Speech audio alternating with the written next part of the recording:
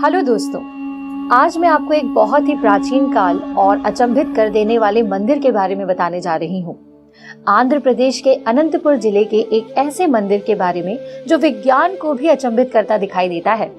लेपाक्षी मंदिर, जिसे वीरभद्र मंदिर भी कहा जाता है।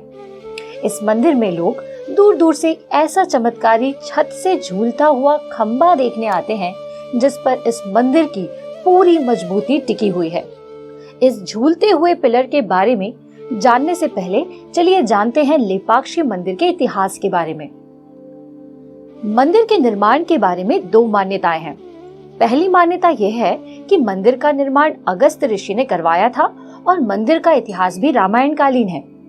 रामायण में दिए गए उल्लेख के अनुसार जब रावण माता सीता का हरण कर उन्हें लंका ले जा रहा था, तब जटायु ने सीता माता को रावण के चंगुल से बचाने के लिए रावण से युद्ध किया।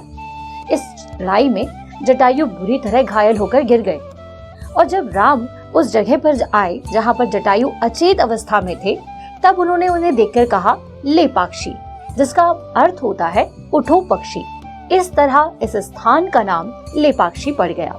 दूसरी मान्यता के अनुसार वर्तमान दृश्य मंदिर के निर्माण के बारे में प्रारंभिक प्रमाण सन 1533 के दौरान विजयनगर साम्राज्य से संबंधित है। मंदिर में स्थित एक शिलालेख से यह जानकारी मिलती है कि मंदिर का निर्माण विजयनगर साम्राज्य के राजा अच्युत देव राय के अधिकारी विरूपण्णा और विरन्ना ने करवाया था। कुर्मसेलम पहाड़ी पर स्थित यह मंदिर विजयनगर साम्राज्य की मुराल वास्तुकला का बेहतरीन उदाहरण है। अब यहाँ देखिए, मुख्य मंदिर के ठीक सामने यह है नाट्य मंडप। इसमें कुल 70 खंबे हैं। इस नाट्य मंडप के नॉर्थ ईस्टर्न कॉर्नर में वो रहस्यमय पिलर है जो जमीन से लगभग आधा इंच ऊपर झूलता हुआ दिखाई देता है।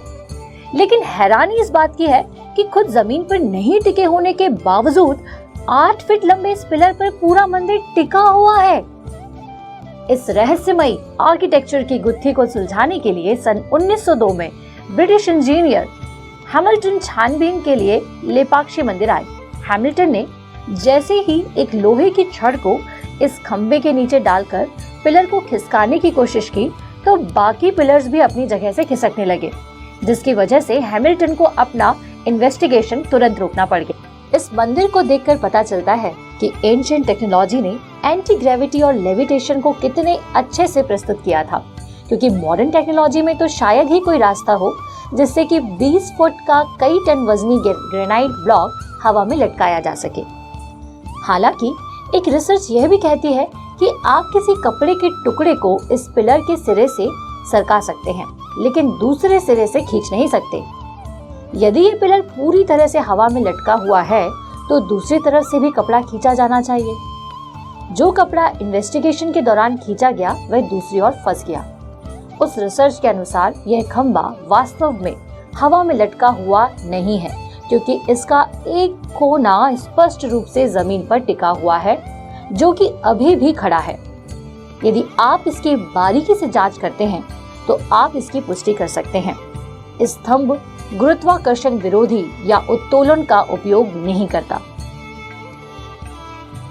लेपाक्षी मंदिर या वीरभद्र मंदिर 3 भागों में बटा है: मुख मंडप, अर्ध मंडप और कल्याण मंडप।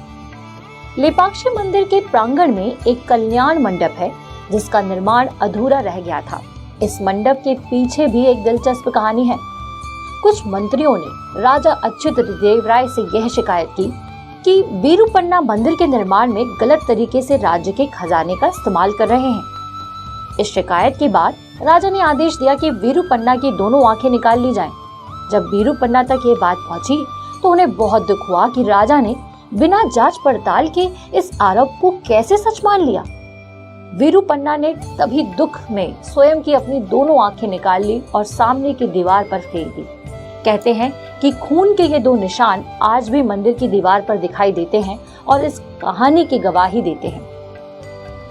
भले ही आर्कोलॉजिस्ट का यह मानना है कि यह मंदिर सिर्फ 500 साल पहले बनाया गया था, लेकिन स्थानीय लोगों का कहना है कि इस मंदिर का निर्माण विशाल कद के देवताओं ने बहुत पहले किया था। इस बात की पुष्टि मंदिर में बने इस विशाल पद चिन्ह से की जा सकती है, जो लगभग 25 से 35 फीट खड़े एक विशालकाय व्यक्ति या किसी देवी देवता का हो सकता है।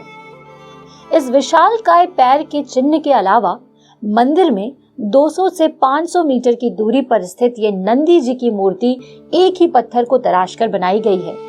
एक ही चट्टान से बनी यह मोनोलिथिक नक्काशी बहुत ही सुंदर रूप से उकेरी गई है और लगभग 15 फीट लंबी और 27 फीट चौड़ी है। ये नंदी की अब तक की सबसे बड़ी प्रतिमा है। इस मूर्ति की एक खास बात है, इसमें नंदी जी अकेले बैठे दिखाई देते हैं।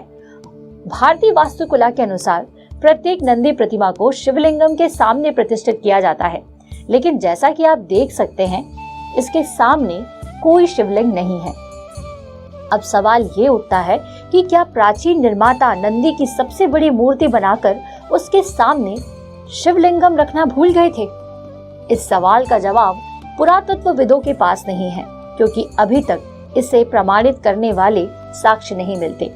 लेकिन स्थानीय लोग इस बात का दावा करते हैं कि नंदी जी की मूर्ति से जुड़ा शिवलिंग 500 मीटर दूर मंदिर की दीवारों के अंदर पाया जाता है। यह विशाल लिंगम लगभग 12 फीट लंबा है और 7 सिर वाले नाग देवता द्वारा संरक्षित है। इस प्रकार के इस लिंगम को नागलिंगम भी कहा जाता है और ये दुनिया का सबसे बड़ा नागलिंगम। प्राचीन वैदिक ग्रंथों में लिंगम की पूजा करने का विधि विधान से उल्लेख भी किया गया है। प्राचीन लोग नंदी जी के सींगों पर 2 उंगलियां रखकर उंगलियों और सींगों के बीच में से देखकर शिवलिंग के दर्शन करते थे। यदि आप इस विशाल नंदी नक्काशी के इन 2 सींगों को देखें तो आप आज भी विशाल शिवलिंग के आधे दर्शन कर सकते हैं। मंदिर की दीवारों के कारण सिर्फ आधे शिवलिंग के दर्शन हो पाते हैं। इसके अलावा मंदिर की दीवारों पर बने म्यूरल या भित्ति चित्र भारतीय चित्रकला का बेहतरीन उदाहरण है। आंध्र प्रदेश का यह लेपाक्षी मंदिर प्राचीन वास्तुकला की भव्यता को दर्शाने वाला एक बेहतरीन उदाहरण है।